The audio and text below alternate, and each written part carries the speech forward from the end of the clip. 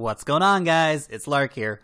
We're going to be talking about some of the legal implications surrounding, particularly Bitcoin, but, really cryptocurrencies in general around the world right now. Some of the hottest news that's really come out this week, and this is on the back of course, what's happened in China just yesterday. So we're going to jump into that and have a look. Quick shout out, as always, to everyone hitting that like button and subscribing to the channel, guys. Love you guys so much for all your support.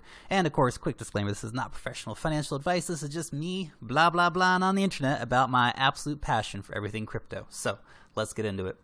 Now, China ICO suspension warning. ICOs, regulator treatment of exchanges. So China did regulate exchanges a few months ago, and it is considering a blanket ban on ICOs.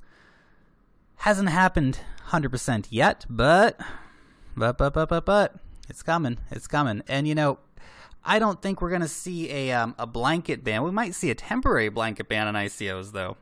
That wouldn't particularly surprise me. The thing right now is, I know everyone really loves ICOs and all this stuff, but this is the problem right here, guys. Crypto fraud. There's so much of it going on. So much of it going on. There's so many ICOs going on. It's crazy. It blows my mind. You guys asked me to review all these ICOs and stuff and keep sending me the names. Like, what is all this stuff? There's so many to keep up with. No human can possibly keep up with this, let alone regulate it. And that's part of the problem. People are getting screwed out of their money, guys. And while it may be a pain in the butt, currently, the whole crypto industry, unfortunately, at some point does need some kind of something, because there's so much fraud. There's so much bad trading. The kind of stuff that you see happen on crypto exchanges, it doesn't happen in regular markets. It's not allowed to. These scams and things like this, people go to prison for this stuff in normal life, but in the cryptoverse, they just run off with $20 million worth of Ethereum and go retire in Thailand. It's crazy, guys. It's crazy. So, China, life in prison for crypto fund fraud. That's pretty serious. That's pretty serious. Now, obviously, China is, tech giant of the world. It's not that they're going to ban ICOs. Like I said, there might be a temporary ban while they get the proper legislation in place. That would be unfortunate to see. I hope they just can get their crap together and come out with the proper legislation and make it happen. Because obviously China wants to be part of this. They want those tech companies coming there. They love it. They love it. But, we saw Neo's flash crash yesterday, and that was part of on the back of this, right? So obviously Neo will act accordingly and, move themselves to the proper jurisdiction and not have to deal with any of these things. But it becomes tricky, and obviously China doesn't want to lose all that money or all that innovation from their country, so they will properly regulate that soon. Slight worry about the Red Pulse token sale. Obviously, I did a review on that just the other day, and I'm still really interested in investing in the Red Pulse token sale, so hopefully it still goes forward okay. And assuming that it does go forward okay, I'm definitely buying in, because that means it's going to be even hotter, because the Chinese investors that want to get in aren't necessarily going to be able to get in. So the demand for this coin is probably going to be even higher on the Chinese markets after it debuts. That's personal prediction. We'll see what happens. So over in Russia.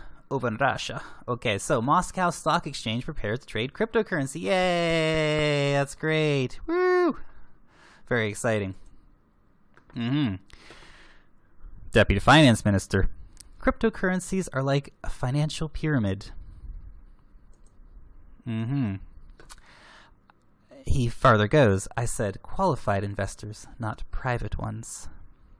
The unfortunate reality that I think I can see happening here is that the elites in Moscow, the oligarchs and the financial people, have looked at it, realized the value, and said, we don't want regular people participating in this. We want to be the middlemen for this, because if regular people can just go and buy this stuff or get this stuff, we're not making the money, right? It's not like Russia's gonna back away from this. In fact, they've just raised $100 million, or in the process of raising, $100 million.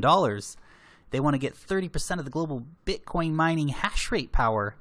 They're not backing out. They're doubling down.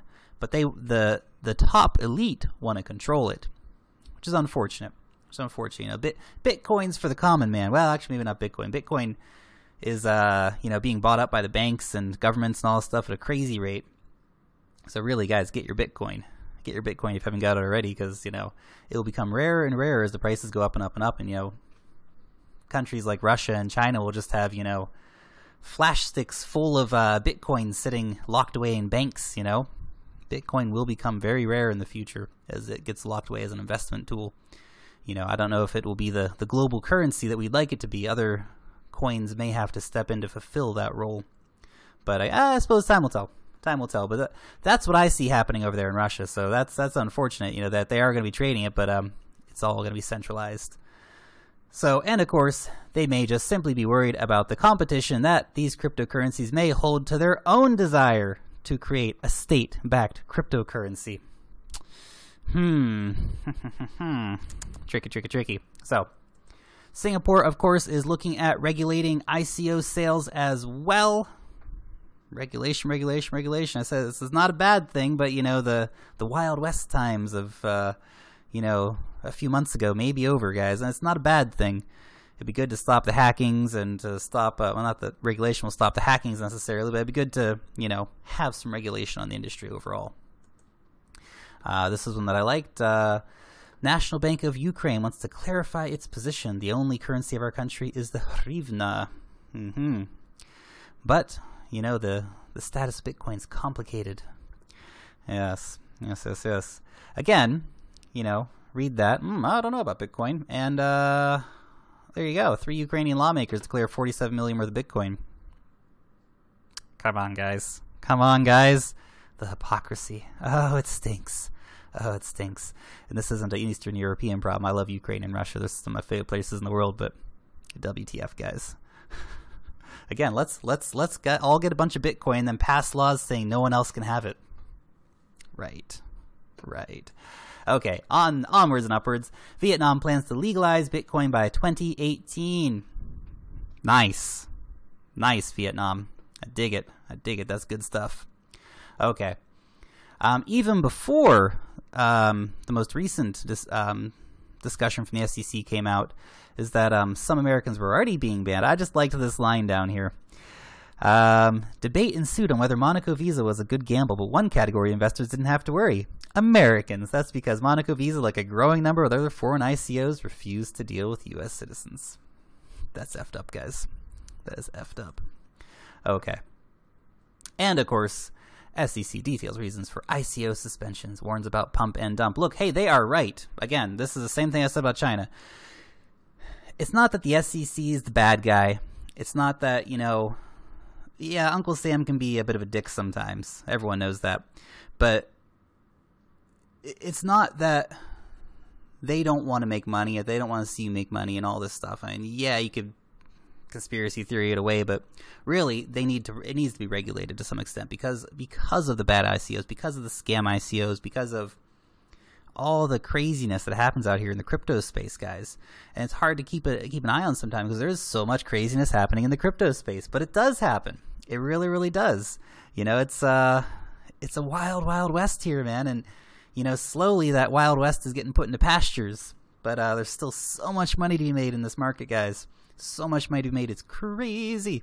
Anyway, that's just a run through of some of the legal news that's been coming out for the past week, guys. Just wanted to get in there and give you guys some, you know, something to think about and, you know, give some little details of my take on what was going on with that news. Anyway, guys, that is all from the Crypto Lark. Long live the blockchain. And peace out till next time.